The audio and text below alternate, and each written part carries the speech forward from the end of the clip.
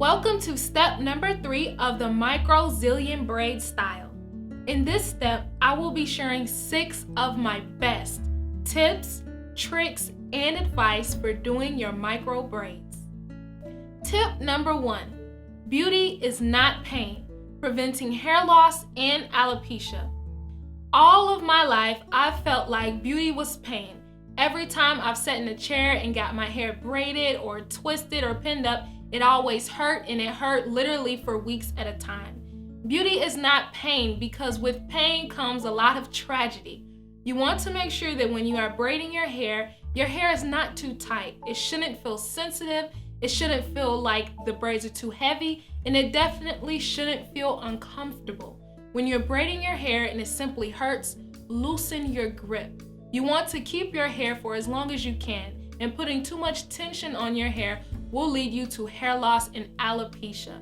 Alopecia is such a problem with women and their hair because they're simply putting too much tension on their scalp. If your head is hurting, that is your body alerting you and warning you that there's some pain and tension going on that needs to be relieved. If your braids in fact feel too tight or uncomfortable or too heavy, make sure you loosen your grip or simply use less hair for your braids. Tip number 2, braiding close to your roots. When you are braiding your hair, this is your number 1 goal to making sure that your braids look extremely neat and fresh, is to be as close to the roots of your scalp as possible. The closer you braid to the roots of your scalp, the more fresh your styles look. Now, this may be an issue if you're new because the braids sometimes can slide down the hair follicles because you're getting used to how to grip the certain sections of extensions in your hair. Make sure that you retry the braid and get it to as close to your roots as possible. So this way, it looks like your hair has been freshly done instead of looking like your braids were done 2 weeks ago. Tip number 3, brick parting. When you are parting your hair, it's always best to part your hair into the fashion that bricks lay to ensure that you cover up as much scalp as possible. Most times, women will have issues with their braids and feel like, my braids are full and thick, but why does my scalp show so much through my braids? One of the issues is simply that you probably need to add more hair to your braids, but mostly the issue is just the way that you part your hair into sections. So I have been parting my hair into brick sections, and I will show you exactly what that looks like. So here on the side of my head is where I'm going to show you how your parts need to look, or your braids need to look, for brick parting. So I'm just going to remove one of the layers here and flip it over. And I'm going to show you a section of braids that directly shows brick parting. So here on one of my layers, I have a braid here. And right above that braid, I have 2 braids. So instead of one braid being stacked on top of one another, I have the braids that are shifted either slightly to the left or the right so that braids fill up empty spaces. So here I can show you an example again. I have 2 braids here. And then right above this braid, I have another braid that lays directly in that space. And that's called brick parting and brick layering. And as you can see, that cover up any scalp that was showing, which creates more of a fuller braid look. Tip number 4, creating longer braids. This is an extremely easy tip and quick tip to do to add length to your braids. If you would like braids that are extremely long, you could simply leave the pack of hair that is uncut and braid to the very bottoms. Since we've cut our hair in half, we've already predetermined how far down our braids are going to be. When you make sure that you directly have your hands placed in the middle of your section of hair so that 2 of the sides are equal, this already gives you the length that you need or want. So if I pinch this here and put it right at the root of my hair and stretch the hair downwards, it tells me exactly how far my hair falls. But as you can see, my braids are a lot longer than the hair that I have here. So the way that you add more length to your braids is to simply shift both sides of the hair to make sure that one side and the other side are a little bit longer than what it appears to be. So for example, I will show you as if I'm going to demonstrate a braid. I'm going to divide the 1/3 and the 2/3 from the hair.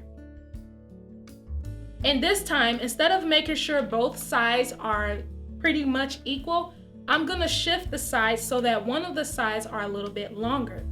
So if you see this one piece of hair here, I'm pinching the top part, whereas the left side is shorter and the right side is longer. And I'm gonna do the same thing with my second piece of hair, and I'm gonna make sure that they're equal to one another by having a short side and a long side. So now I'm pinched in this position to where it's not entirely equal on all lengths, and I'm going to wrap it around that piece of hair.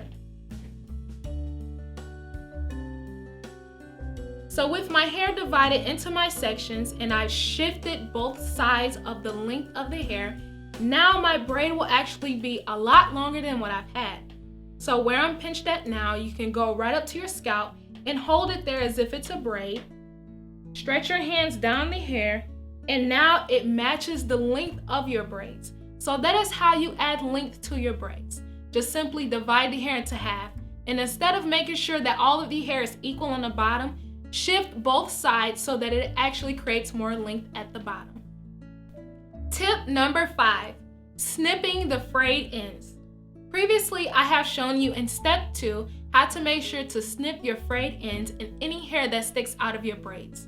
To snip your frayed ends, you simply want to grab one of your braids and just quickly examine to see where any hairs stick out. If there are any hairs sticking out the side of your braids or obnoxiously sticking out the bottom of your braid, you're simply going to carefully take your scissors and snip along the sides to where the hair sticks out. This is extremely easy and simple.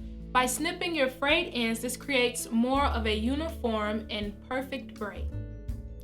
Last but not least, tip number 6, practice.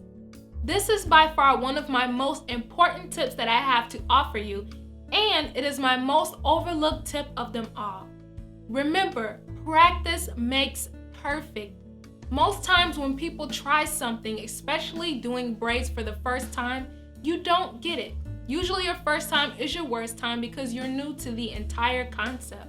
By knowing how to braid your hair, what to do, how to avoid common mistakes, you have to continue to practice at this craft.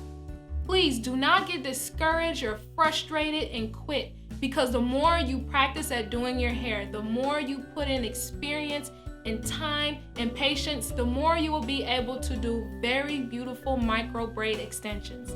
So remember, in order to get better, the only way you can get better at doing your braids is by practicing. So there you have it, 6 of my best tips and tricks for doing your micro Zillion braid extensions. In the next step, step number 4, I will show you how to do your micro braids in a rush.